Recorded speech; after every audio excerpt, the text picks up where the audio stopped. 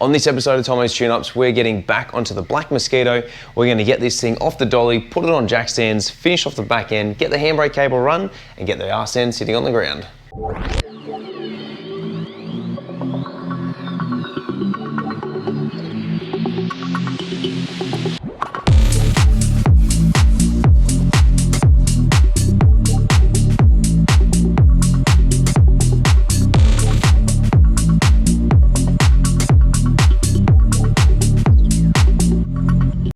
So in case you haven't noticed, I've actually lost 8 kilos. So in training, some of the stuff we need to do involves obviously heavy lifting. So I'm going to lift this thing up. I've got Kevin down there on his knees. No, he's not doing what you think he's doing.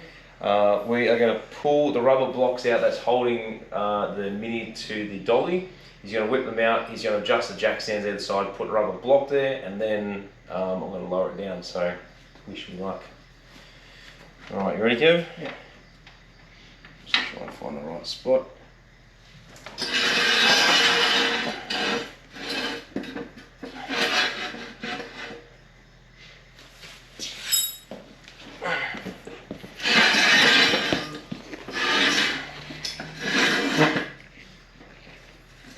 Oh, good. Watch your head. Oh. Ooh. All right, is that separated from the dolly? Yes. Fabulous. Alright, now comes the awkward moment, like I did on the Morris Minor, getting out of the engine bay. Yep. Ta-da! Baby out. Great success! Okay, let's have a look at this dolly he's made up. So it's pretty much just a pallet with some padding all the way around, which is a really great idea. Now we got to just stand it up and we're going to put it over here where Kev is. So that's the next fun task.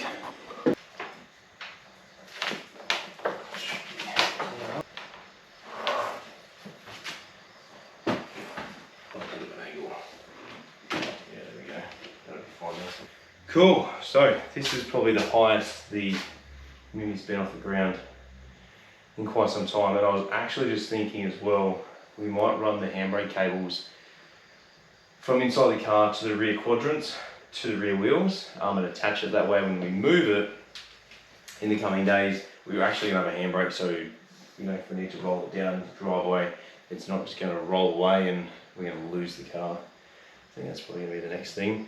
It is also worthwhile noting as well, when you move a vehicle, if it doesn't have an engine, make sure you do have drive shafts in it, or the wheel bearings are supported. Failure to do so is going to cause premature failure of the wheel bearings because there's no pressure on there, so there's no load on either side compressing it, and the bearings will literally collapse and fall out. So ask me how I know, about 15 years ago when I was an apprentice. Alright, so next job is going to be installing the CAD Handbrake quadrants. These are available from Minisport as well. I don't think we've spoken about these, but they are available in red, blue and black, so we're going to run black. If it had yellow, we probably would have run them on these. Now the Rover Minis do run a 2-piece handbrake cable system. So in one box here, or bag should I say, we have the front cable, I believe. So that one just goes from the handbrake mechanism itself to the junction piece in which the next cable goes to. And then we have this one here, and this is essentially one piece. So on the standard classic Mini, you have a handbrake cable on either side running up to the handbrake, and then you have 2 rods that go through it, and then you adjust it accordingly. This one has a 2-into-1, so it's pretty much a 2-piece system. They are available at Minisport, like I said, and the new shirt. And they do come as a front and rear set. So depending on what you need, you just buy them individually. So let's work out which way these go. We do have new clevis pins as well, so it's worthwhile noting that if you're going to be taking these off, chances are the old clevis pins are probably going to be rusted in there, and with the grace, many years ago, I had to cut mine off because they were just seized in there. So get yourself some new clevis pins, a couple of split pins or even R-clips, run them, and then that way you know that in the future it's going to be a little bit easier for you to be able to remove them from the vehicle. Right, so we've got the main cable, or the second half of it, so that runs from the actual handbrake down to the mechanisms itself. Just going to unravel it, and then we are going to route it in the middle. So we have these two little locators on the cable. These here, they go in the quadrants on the rear control arms or radius arms. And then this section here goes around the corner.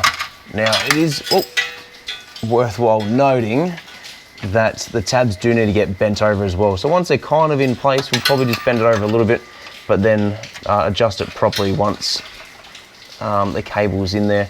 Just that way it'll hold it and save it just flicking out and hitting us in the eyeball.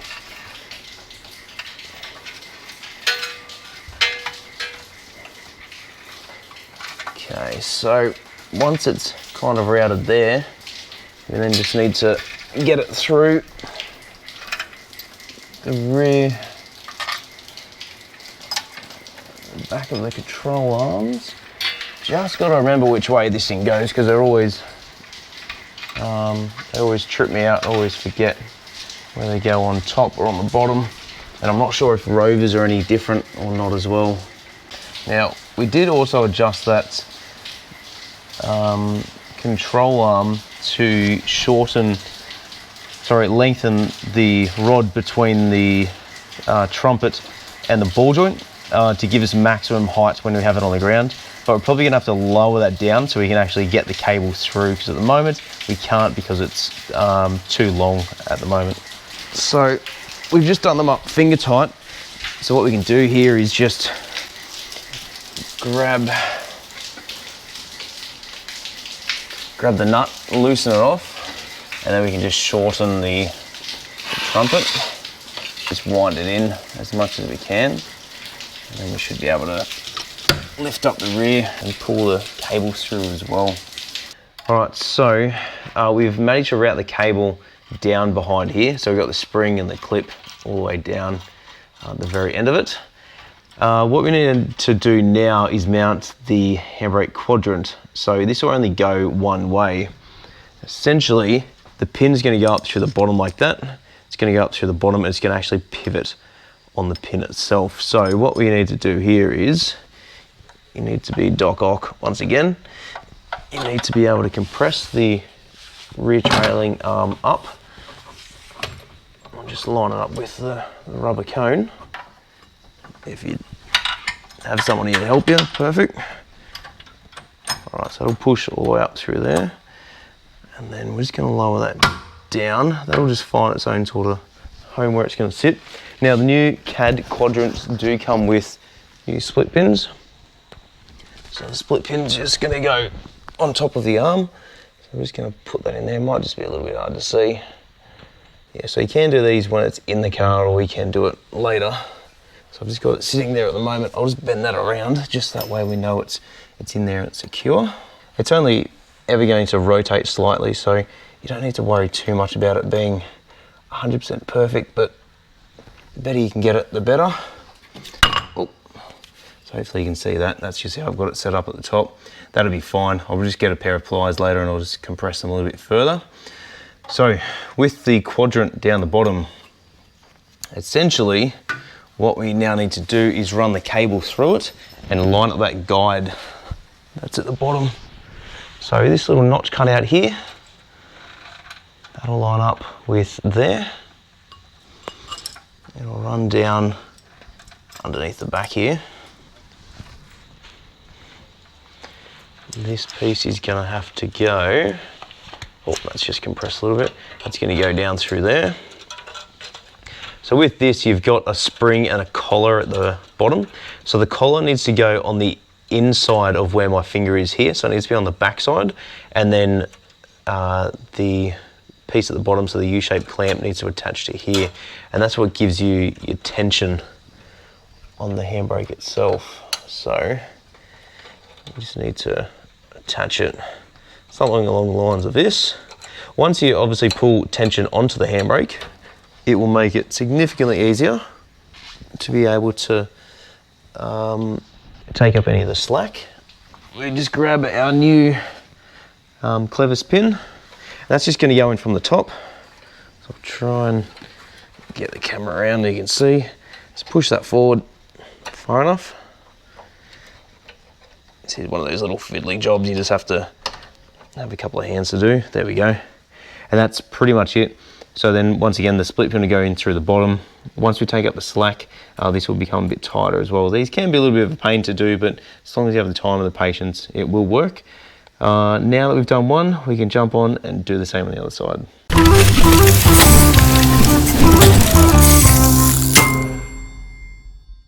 All right, so we've just probably spent the last 10 or 15 minutes trying to work out how this cable goes. Essentially, it runs up directly through the middle here, and like I was saying, with a standard classic Mini, a non-Rover Mini for instance, there are two individual cables that run up each side. These are connected. It is connected by a joint which sits about here where my hand is.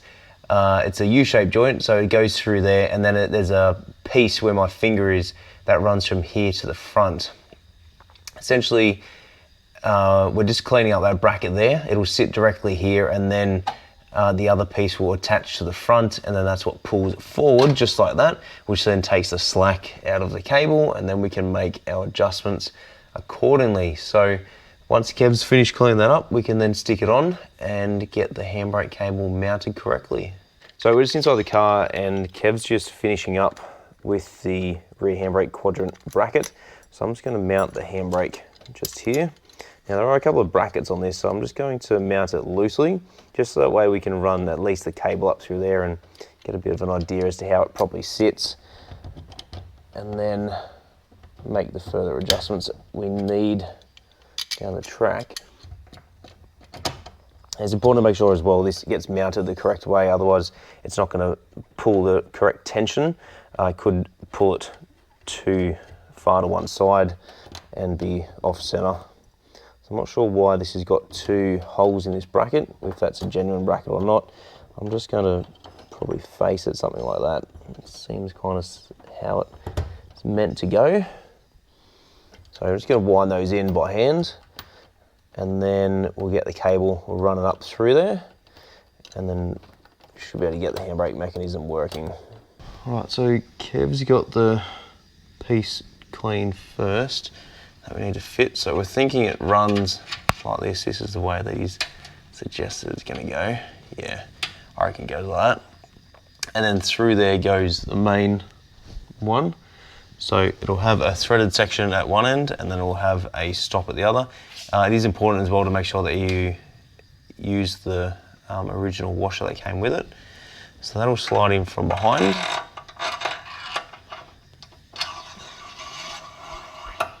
Pull it all the way up and through. That cable will then go through the floor. Took us a little bit to get this little lock washer on. We finally got there. That'll just sit directly on there. That just prevents the cable from coming back. So then the cable will go directly up through the floor, which you can't see at the moment, but I'm sure anyone out there who owns a Mini knows where it goes. And if not, we'll show you in a minute once we pull it through. I think I'm not likely to come back. Yeah, we'll bring it back here. There we go. Sweet. Okay. There we go. All right, so now we'll jump in the car and we'll play the fun game of lining it up and hopefully being able to make it work. All right, so off camera, it took me quite some time to work out how this handbrake cable assembly went. So fun fact is that a Rover Mini or a later model Mini is completely different to a Leyland Mini. Now with Grace, for instance, it runs two individual cables, one from either wheel all the way up to the front. It runs to like a T-piece, which you then have a nut and then attaches to the handbrake. The handbrake then pulls, and that's how the operation of it works. Now this system runs two individual cables. So there's one running from one side of the back to the other, and then from there it runs from a Y-piece all the way to the front. So where it actually goes to the front attaches via a couple of different things. So the first one is this little U-clamp just here. So that one sits there like that. You do then have two nuts. You have a funky one looking like this, and I'll put a little picture to the description in the side. You also then have a locking nut that sits directly on it. So how this actually needs to work is you have this piece here, and then the nut goes in there, something along those lines. And that way it'll actually recess inside there just like that, and it can adjust. Now the locking nut goes on the back side of the nut as well. That then attaches via a clevis pin right here to the handbrake assembly, and then it pulls it up through there. So the cable actually goes through here. So what you're gonna do is when you need to make an adjustment, you are just gonna grab probably a 1/4 inch, I think it might be, spanner or a 10 mil, and you're just gonna turn that. You're gonna turn that, and then it's gonna pull the cable in, making it tighter, or loosen it by bringing it back this way. So that's how it goes. It took me so long to work this out because I was looking for the original spring type, which is this one here, and the adjuster nut here, which is found in Grace or most classic Minis. So it is very interesting that it is quite different compared to mine. So it is worthwhile noting that when you are pulling sort of stuff apart, do as much research as you can. And good thing that the team from Minisport, as well as a couple of my mates in the UK, were able to reach out and give me some guidance as to how this goes. So from what I believe is this little bracket, I think that needs to go around here somewhere. I think it goes underneath by the look of that, because there's no real witness marks to show that it sits on top. And I think that's a guide as well, I think. I'm not entirely sure. I'm just gonna rig this up and see if we can get this thing operational the way we need it to. So I'm just gonna tighten that bolt just by hand, and then we're gonna work this out. So we're going to grab this piece here. We're gonna slide it onto the cable first, I reckon. We're going to wind the nut on. Now, we don't want to be winding this on too far, simply because if we do, we can then lose too much adjustment and it might be way too tight. But in saying that, I did adjust the rear drums, so we shouldn't have too much of a drama with the adjustment at the back end. We are then going to grab our locking nut, which is going to go on the front of it. That'll slide on there like that. So I'm just going to put this on once again, just a couple of turns. Doesn't need to be perfect just yet. We can adjust it later when we need to take the slack out of the cable. It is also worthwhile noting that whenever you adjust a handbrake, and this is Tomo's tech tip, whenever you adjust a handbrake that has drum brakes, always start at the back, adjust and clean the drums first, and then work yourself towards the front of the cable. Now, the reason why you do that first at the back is because you want to take as much slack out of the back end as you possibly can, and then the cable. Failure to do so and tightening the cable will mean that you then pull the shoes, which then means there's still an adjustment at the back. So always do the shoes first and then the cable. So that's pretty much going to go something along those lines. Now, what we actually need to do, I just realized this bracket, if that's how it's going to go, I don't know if that's going to go directly under there, if we're going to have to run that cable, or if we're able to, sorry, that bracket, or if we can get away with it. I think we might actually be able to get away with it because it doesn't actually look like it sits in here properly or guides directly through there. So I'm not entirely sure why that was there, but we're going to run it without it and see what it does. If we need to use it, we can always do it later. Like, it's not a 55-minute job. You could probably do it while you're sitting in the car waiting at a set of traffic lights if you wanted. So I'm going to put that back in there. It actually looks like it sits better like that, so I'm not entirely sure why the customer did that, but maybe that's a question that I can ask him. So the cable, that just guides up through there, and I do have new guide brackets as well. We'll talk about that on another episode when we install those, and I'll probably try and do a chat about that on Minisport. So that's going to go underneath there. Terrific. Now essentially, we're going to put the handbrake down. Now, because we still have quite an adjustment, it's not lined up 100% with the clevis, what I'm going to do is I'm going to take as much slack out of that as I can by hand, put the clevis in, and then just readjust it so I can get it back to where it roughly needs to be. Yeah, it's still got heaps to go, absolute heaps. So we're just winding that in. Yeah, so remember, you do need to have a little bit of slack in there as well. You don't want this thing to be absolute super mega tight, otherwise it's going to bind, it's going to drag the brakes, and of course it's going to start to overheat it. Now, quick little story, when I was driving Grace it was probably about a year, I reckon, after I got it on the road, I took it up Bellsline Road, and anyone in New South Wales or Sydney knows that road, and it's a beautiful road. I've filmed some of that stuff before, I think, on a previous episode. And I'm driving up through there and I just kept losing my brakes. I had brake fade and I thought, what the hell is going on? Brake fade is essentially when your brakes get too hot and you start to lose braking efficiency. So what I did was I pulled over and I was looking at it. I thought, you know, there must be a problem with this. So what I did was I re-bleed the brakes and I found that there's air in there. So anyway, I kept going and then probably about 10 minutes later, same thing happened again and it had more air in it. So I did that 2 or 3 times. By the time I got to the bottom of the mountain, the brakes were absolutely just shot and I thought, no, I've got to fix this. So as I was walking around the car, for some reason, I just leant over and it was near one of the rear wheels. Essentially what had happened was the rear wheel bearing at the left had actually come loose, which had then caused excessive friction. The friction then created heat. The heat then heated up the brake fluid. The brake fluid then started to boil, which then created air pockets in there and moisture, which then gave me a spongy pedal. It wasn't until I got home that I was able to tighten up. Once I tightened up, I fixed it. So it is worthwhile noting, do not over tighten the handbrake because it can cause it to drag and warp rotors and or drums. So that's in there now. We've got that adjusted roughly where we need it. Yeah, so we still have heaps of movement out of that we need to take up, which is completely fine. As I said, it's not, you know, detrimental that we get this thing absolutely perfect just yet. We still have some movement out of the rear shoes, I believe.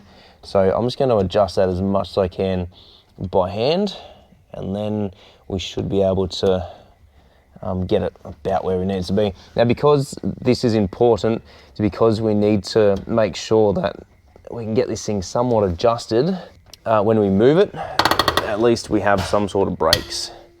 So it's worthwhile noting as well to make sure that the handbrake cable is routed correctly out the back where it runs on the rear subframe. So long as it's all around there and everything's in there properly, we should be fine. But we'll probably go back and just readjust the drums, make sure that we've taken up all the slack.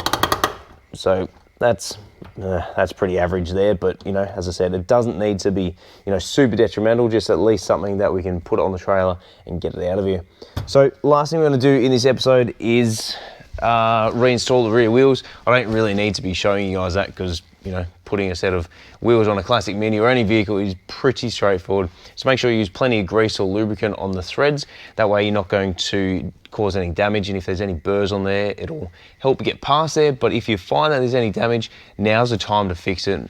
Because we've already reassembled the rear axles, it would be a bit of a waste of time for us to pull it back apart and replace the studs. The studs I know are pretty good. They're in very good condition, so I don't need to replace those. And they do have the world's smallest wheel nut. So let me quickly just grab one because I've never actually seen a classic Mini with wheel nuts of this size. It is absolutely teeny. Like, I know this thing's a Mini. I know that this is a small car, but I'd tell you what, like, Grace has bigger wheel nuts than this, so it's quite funny to see a wheel nut like that. I'm going to chuck the rear wheels on, probably even lower the car down, and then next time I'm going to get Kev to help me out. We're going to take the front off jack stands, move it back, and then we're going to put the engine in and get this thing tightened up, so that way when we start to move it in the coming days, you know, the engine's in. And having the engine in doesn't really need to be in the car, but I just figured if I'm moving house, I want to make sure that I can have as much stuff in the car as I possibly can. This stuff in here, yes, it's foam, yes, it's padding, but there's also other car parts here. So I don't want to be putting too much inside the car in terms of other parts, because there are painted components in this vehicle. And the last thing you want to do is put stuff in the car, run the risk and damage it, and then before you know it, you then have to get other stuff painted. So that's pretty much it. Thank you so much for watching. I hope you're enjoying the series. We've got heaps more coming up in the coming weeks to do with the Black Mosquito. And like always, we'll see you on the next episode of Tomo's Tune-Ups.